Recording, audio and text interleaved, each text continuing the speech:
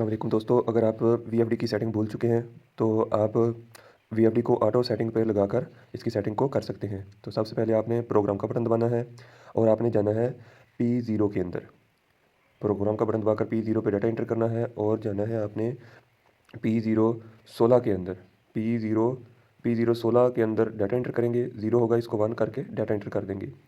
तो ये देखें अब वीएफडी खुद ब खुद मोटर को रन करवाएगी और मोटर को या पैरामीटर को चेक करेगी कि मोटर कितने हॉर्स पावर की है, कितने इस पे वोल्टेज है, सब चीज़ें वीएफडी इसकी चेक करके खुद ब खुद इसकी सेटिंग कर रही है।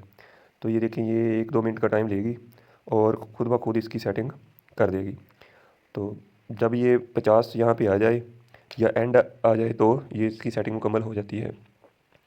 तो ये देखें, अभी ये रन कर रही है और थोड़ी देर बाद यहाँ पे 50 लिखा आएगा या एंड लिखा आएगा।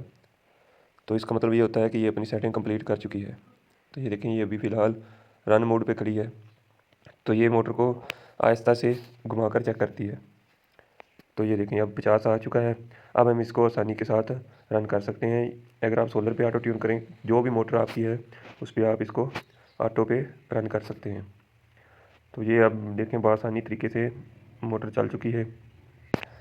अगर आप इसको इस पर कोई फॉल्ट भी नहीं देगा, ये PB4 जितनी भी आपकी सेटिंग है यहाँ से हो जाएगी। तो ये देखिए, ये फ्रीक्वेंसी अब पूरे 50 पे जाएगी क्योंकि हमने इसको वापडा पे रन किया है। तो ये 50 पे फ्रीक्वेंसी पूरी हो जाएगी। ये देखें।